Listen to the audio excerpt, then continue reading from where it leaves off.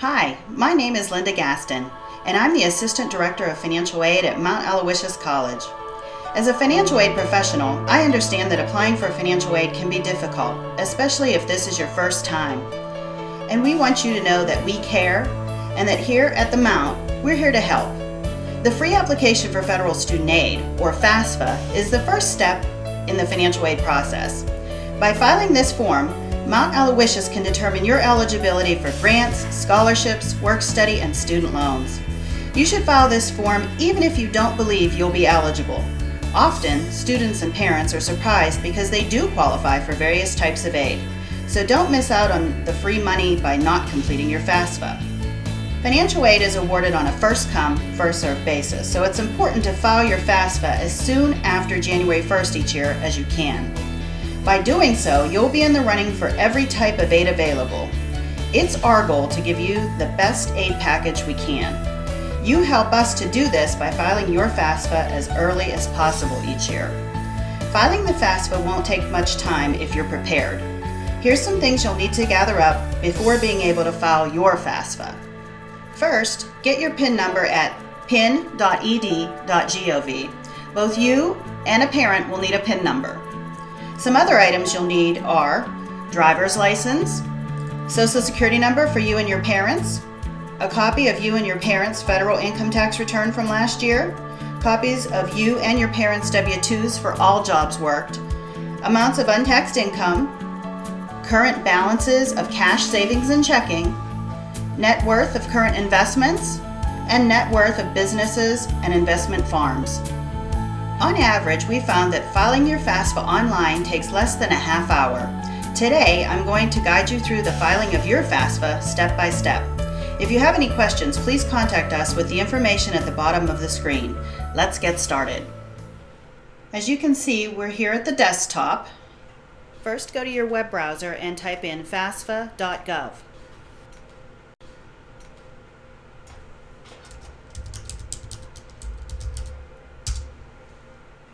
And this is going to take you to the home page for the FAFSA website where you'll be filing your FAFSA. And as you can see, it'll say Start Here. Now for our purposes today, I'm going to be using a demo site in order to show you how to go through and file your FAFSA. But the page that you're on at FAFSA.gov is the correct website that you'll be using to file your FAFSA. We'll click Start Here. And you're going to plug in your student information, which is your first name, your full last name, your social security number, and date of birth. So let's plug that information in. My test person's name's Val, so I'll be referring to her throughout this process.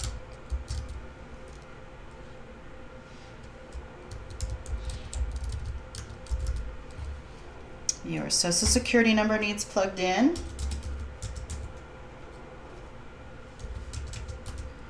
And your date of birth.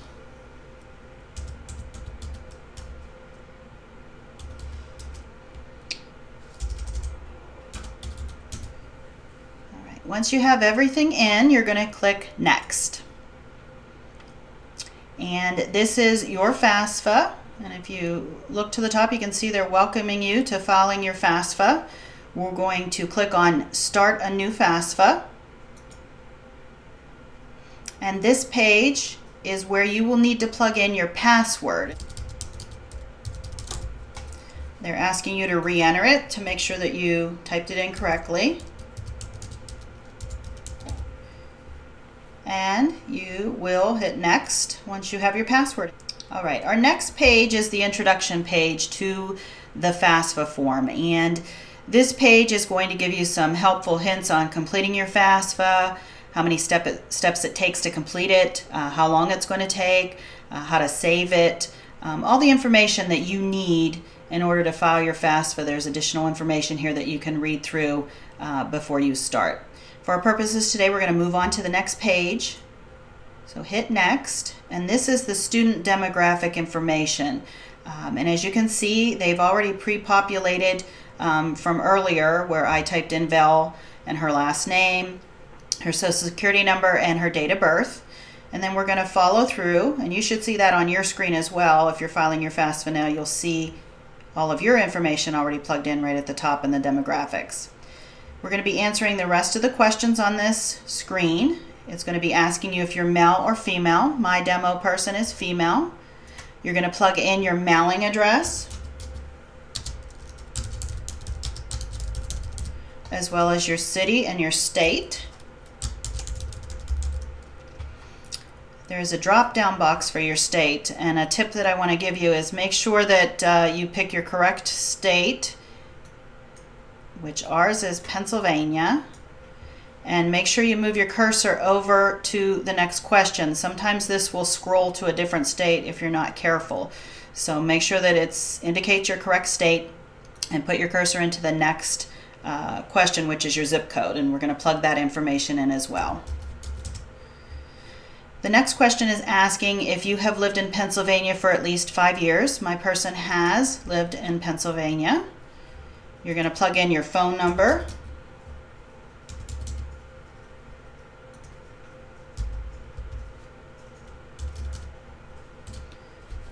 and your email address.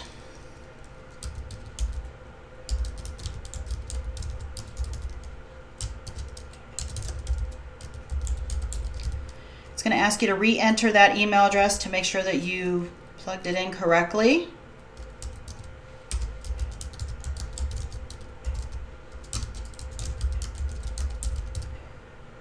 It's also going to ask what your marital status is as of today, and my student Val is a single person, but as you can see in the drop-down box, you'll indicate what's appropriate for you. Do you have a driver's license? And they'll want that information as our next question. My student does not have a driver's license. However, if you did and you marked yes, as you can see, it's going to ask you for your driver's license number and your state. We're going to go next. All right, our next section is student eligibility. It's going to be asking several questions about you, the student, your plans as you're going on to school, what you're interested in, what kind of degree you're going to get. So let's go through here and answer these questions. My student Val is a U.S. citizen, so I'm going to mark her as a U.S. citizen. The next question is asking, when you begin college in 1213, what will be your high school completion status? And as you can see, there's choices there. You'll pick what's appropriate to you. Val has completed her high school diploma. It's also going to ask you in the next question for 1213, what will be your grade level? And as you can see, there are several choices to pick from. Now Val is right out of high school, so she's never attended college before, so I'm going to select that for her status. However, if you've gone to college before, you'll pick the appropriate answer to this question for yourself. When you begin in 1213 school year, what degree or certificate will you be working on? Now, my test person, Val, is going to be getting her bachelor's degree. However, you can see there are several choices, so you'll want to select the appropriate choice for yourself. Are you interested in being considered for work study? Now, I would recommend that you do say yes to this question if you're interested in working. If you look over to the right, there are those helpful hints about work study, and if there's a chance that you'd like to get a job on or off campus through the federal work study program, you'll want to make sure you say yes to this question. Will you have your first bachelor's degree before July 1st, 2012? For my student, like I said, Val is right out of high school, so she has no bachelor's degree, so I'm going to answer no to that question. It's also going to ask you the highest school for your father and your mother. And these are questions that are just trying to get a feel for whether or not your parents have attended college or what's the highest school that they've completed. Val's parents have both gone to college, so we're going to mark that appropriately. You have those answered, you're going to go to next. Student eligibility continued. It's going to ask you to enter the name, city, and state of your high school and then confirm that. So you'll type in the name of your high school. Now Val attended Penn Cambria High School, which is here in Crescent. So I'm going to plug that information in. It's here in Crescent. It's asking for your city. And it's also asking for the state. And that's here in Pennsylvania. After you have those 3 items plugged in, you're going to hit confirm, and it will search for your high school. Down below, you can see that it's showing Penn Cambria High School, which you'll want to select. And then you're going to hit next. All right, this is the school section where you're going to be listing the college that you're planning to attend. And this will allow you to list it in either 2 ways. You can list the school code over here, or you can select the state, city, and type in the school name and it will search it for you. So let's just do the search. We're going to pick Pennsylvania, Crescent, and we're going to list Mount Aloysius as our school. Certainly you can do the search, or if you'd rather put in the school code, Mount Aloysius school code is 003302. Either way will work to find your college or university. So let's hit search. And it's telling us that it was successfully completed, and if you scroll down you can see that it found Mount Aloysius with our school code. We're going to check that box and we're going to add it to our selected schools. And as you can see, it listed us over here. And Val is planning to attend Mount Aloysius, so that's the only school she needs to list. And we're going to move on to the next question by hitting next. All right, now you can see the school selection summary where it has listed Mount Aloysius, our school code, and now it's going to be asking you a question about your housing plans. And this question is going to give you 3 choices. It's going to say on campus, with parent, or off campus. On campus is if you're planning to live in the dormitories. With parents, you're considered a commuter, so you would list with parent if you're commuting from home. And off campus are for those students who are living off campus and off campus housing like an apartment. So Val is going to be living on campus, and we're going to go to next. Okay, this is our dependency determination section.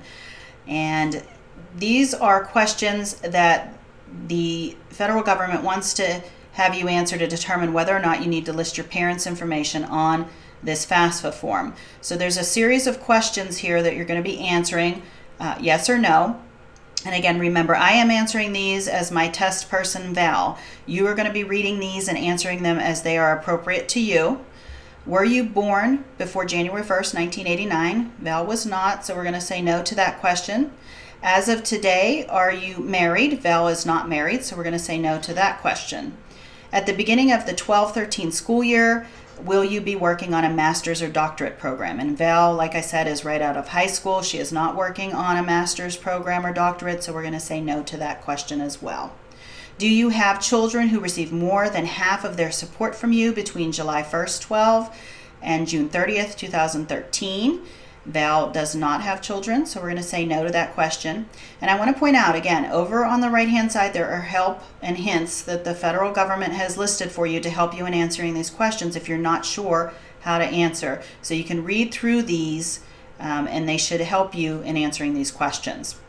Do you have dependents other than your children or spouse who live with you and who receive more than half of their support from you now through June 30th, 2013? And Val does not. As you keep going on, they'll pop up the questions as we go. Are you currently serving on active duty in the U.S. Armed Forces for purposes other than training? We're going to say no to that because, as I said, Val is right out of high school. Are you a veteran of the U.S. Armed Forces? Val is not. At any time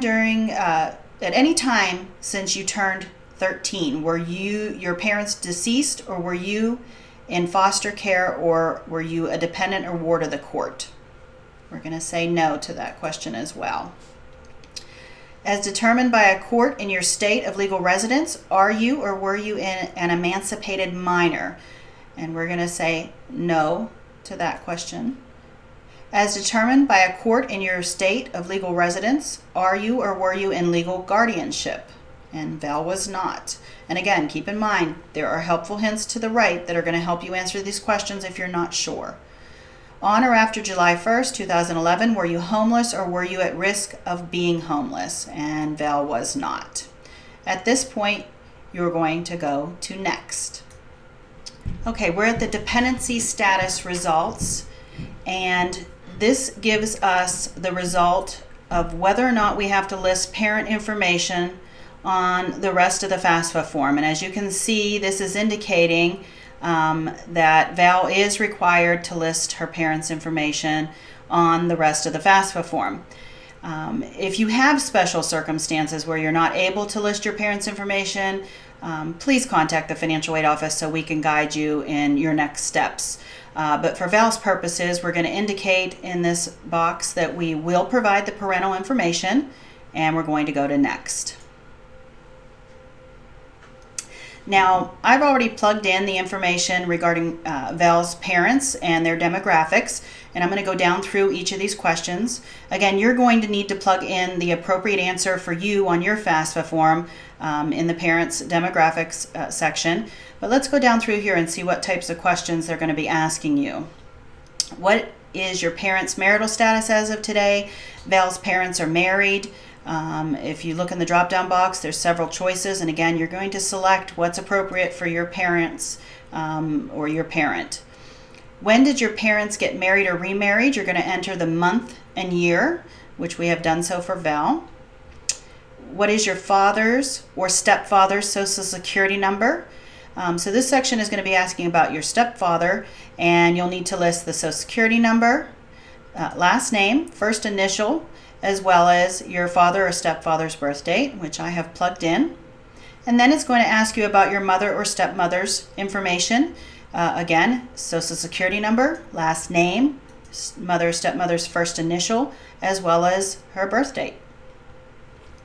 The next question is going to be asking about parents' email address. So you're going to plug in your parents' email address, and then you're going to re-enter it below to make sure that you plugged it in correctly, and move on to your next question. Have your parents lived in Pennsylvania for at least 5 years? And Val's parents have lived in Pennsylvania for at least 5 years, so I answered yes to that question. And again, you're answering these questions as they pertain to you as you're filing your FAFSA form. The next question is about household size. And again, over to the right, we have helpful hints about how to answer these questions. And your household size is going to include yourself and your parents, and if you have any siblings or people in your household that your parents support, they'll be included in this household size number. For Val's family, there's 4 in her family, which includes her parents, herself, and a brother. So we've listed 4 there. And how many people in your parents' household will be in college between July 1st, 2012 and June 30th, 2013. And Val is heading off to college, so she is the one person in the family that is moving on to college. So we're indicating 1 there for that question, and we're going to Next. Okay, this is the parent tax information, and you'll be indicating on this section, and again, I've answered these questions for Val already, and I'm going to go down through these for you. But the government is going to want to know if your parents already completed a tax return, and the drop-down box will give you your choices. So if they've already completed, which has been done by Val's parents, I listed already completed. If your parents have not, you'll list will file, or if they're not going to file at all, you'll list that. But you want to list what's appropriate for you and your family. Now, the next question is going to ask about your parents, and I want to tell you about the IRS data retrieval tool. If your parents have already filed their tax return, they can use this IRS data retrieval tool to actually pull their tax information from the IRS to your FAFSA form. So it's a great tool to make things a little bit easier. For our purposes today, however, I'm using a demo, so I can't do that. So I'm going to answer none of the above to these questions, and I'm going to move on to the next question. Okay, next we're at the parent financial information section, where we're going to indicate the type of tax return your parents filed, and Val's parents have indicated that they filed a 1040. Again, there's a drop-down box for you to select the appropriate information based on you and your family. So make sure you're selecting what's appropriate for you. based on the tax return that your parents filed. Now again, I've gone through and answered these questions, so I'm going to go down through them and show you how you answer these questions, but I've plugged the information in to save us a little time in going through this. What was your parents' adjusted gross income for 2011? If you look again over to the right, there's those helpful hints. It's going to tell you exactly where to look on the tax return in order to determine what figure you put in here. So use those hints on the side because they're going to make this a lot easier for you in answering the questions. The next question is going to ask, what did your father or stepfather earn from working, and what did your mother or stepmother earn from working? And again, you're going to be looking over to the side at the helpful hints. It'll tell you where to find those on your W-2s. If you worked, your parents worked more than one job, you'll add up the income in each of the W-2s to come up with a grand total for this section. The last question on this screen is going to ask, as of today, is either of your parents a dislocated worker? And Val's parents are not dislocated workers. However, if your parents are a dislocated worker or one of them is a dislocated worker, you'll answer this appropriate to your family. And again, over on the right-hand side, it'll tell you who is considered a dislocated worker to help you in answering this question. But for our purposes today, Val's parents are not dislocated workers, so I'm going to say no and move on to the next question. This is a continuance of the financial information for your parents, and it's going to ask you about the amount of your parents' income tax for 2011. Again, over to the right are your helpful hints to tell you where to find that on the tax return. So I've plugged that in for Val's parents. You're going to next enter your parents' exemptions for 2012. Again, over on the right, it's going to tell you where to look on that tax return to get that information. And Val's family has 4 exemptions. The next section that we're going to be taking a look at here and answering is regarding if your parents have any of these following items in 2011. If they had any of these things, you'll check the appropriate box.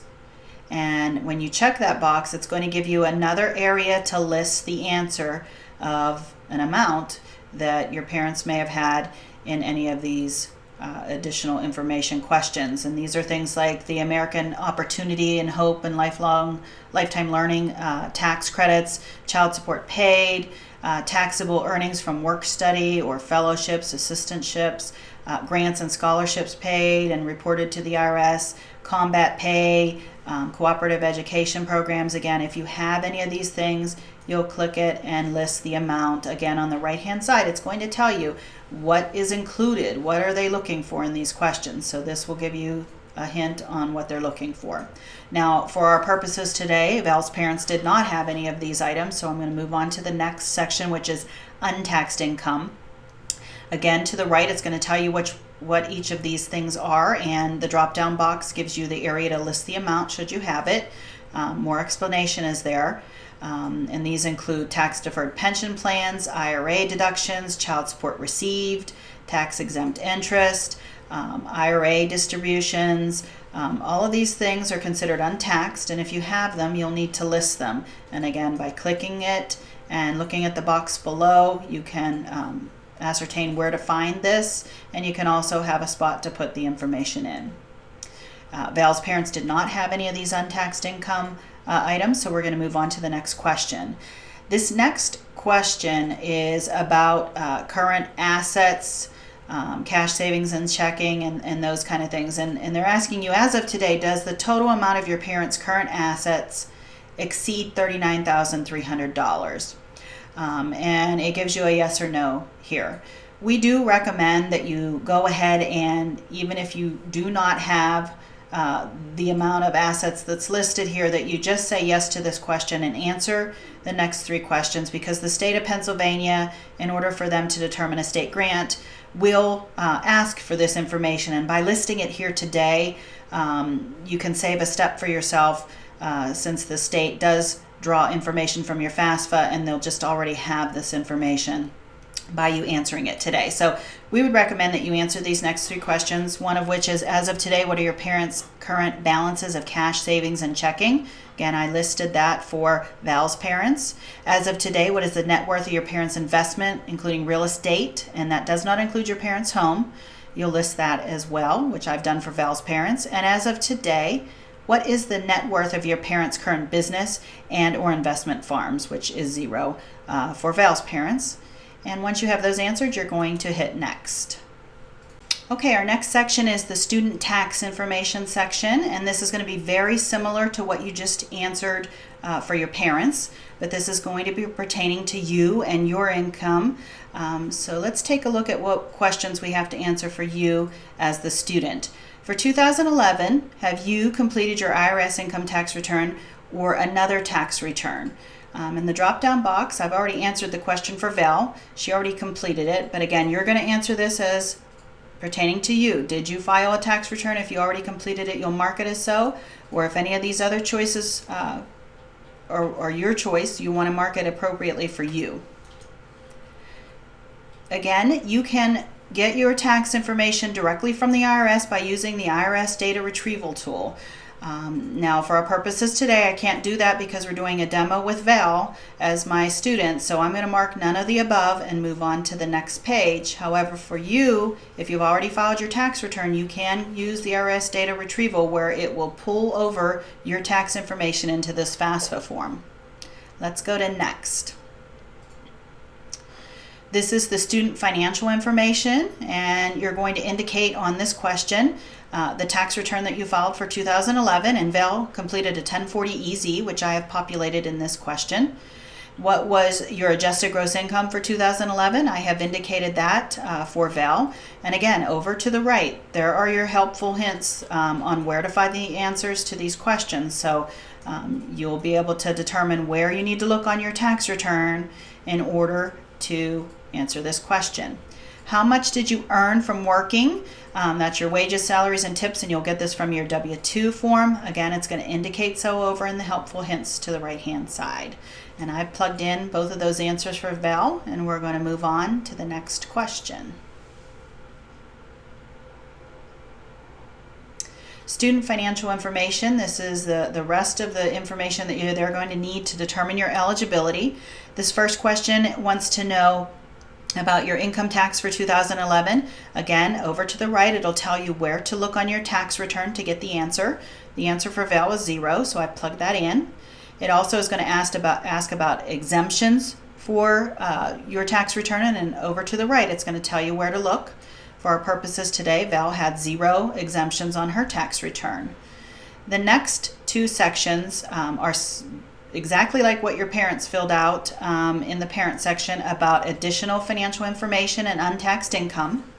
And you'll go down through these questions again and see if you have any of these items. If you do, you will answer the question. Again, clicking on the question that you want to answer and plugging the information in the box below. Again, it's going to give you hints on the right-hand side and tell you where to look on your tax return. If this information appears on your tax return, it'll tell you where to look on there to get this information. The untaxed income is the same as what we went through for your parents. It's going to be asking about tax-deferred pensions and interest and veterans benefits, any money paid or received on your behalf. And again, you'll plug in the information. And if you're not sure how to answer these questions, you'll want to look to the right-hand side and go ahead and read that, and it should help you answer the question. As always, the financial aid office is here to help you. So should you need help or still are not sure how to answer these questions, we're here to help you. So don't be afraid to give us a call or stop in so that we can help you do the best FAFSA form that we can get you to submit, and we want it to be accurate. So if you're not sure how to answer, please let us know and we'll help you with these questions. The next section is going to ask about balances of cash, savings, and checking. And again, we do recommend that you just go ahead and answer these questions. And I've gone ahead and answered these 3 questions for Val regarding her cash, savings, and checking, her investments, which she has none, and her businesses, which is also 0. Once you have these completed, you're going to click on Next. Okay, we're at the Sign and Submit portion of your FAFSA form. As you can see, we're almost in the home stretch here, the end of the FAFSA form, and this is going to be asking you some more questions and asking you to use your PIN number to sign this application to show that you are indicating that you've completed it accurately and that you've provided all the information honestly. So the first question is asking you, are you a preparer? And a preparer is someone other than yourself that completed this form for you, like a tax accountant. So you're going to indicate no to this question. And I do want to point out that you can file this form yourself every year. You should not need to pay anyone to file this form. It is a free form, and it's something that you can do yourself each year. And again, the financial aid office is here to help you with that. How do you, the student, want to provide your signature? And we're going to use Val's PIN number, and I would recommend that you use your PIN number to file your FAFSA form. So you're going to click the line that says sign electronically with my PIN, and that's the fastest way. And you're going to plug in your PIN number down here. It should already be populating your social security number and your last name and your date of birth, and you just need to plug in your PIN number. So I'm going to plug in Val's PIN number, and before you hit the sign button, there is a read this portion before proceeding. So you'll want to read about signing your application with your PIN, and you'll want to read all of these statements here before you do that. And you're going to say agree that you read those, and you're going to click on sign. As you scroll down, you'll see that there's another section for your parents to sign, and it's going to ask you, how do you, the parent, want to provide your signature? And again, I recommend that both you and your parent use your PIN number to electronically sign. And for our purposes today, we're going to use Val's mother's PIN number. And if you look below, you can see that her social security number and her last name and date of birth are listed. And I am going to plug in Val's mother's PIN number. Again, your mother or father will need to read the statements in this box about signing with a PIN number and indicate that they agree, and then sign the form by clicking the sign. Okay, this next page will show up after you submit. Sign and submit is the next page, and if you scroll down, you'll want to submit your FAFSA now. And as you can see, Val has submitted her FAFSA successfully. It says congratulations, Val. It also indicates your confirmation number and release number that's used by the school to check on your information online. And it also will give you an estimate of your Pell Grant and what you can borrow on your student loans. So you've successfully completed the FAFSA form. Many people don't realize that 94% of our students receive financial aid. We award over $9 million in financial aid and scholarships each year. Our goal is to help you get your piece of that $9 million. Contact the Financial Aid Office if you have questions or need help filing your FAFSA.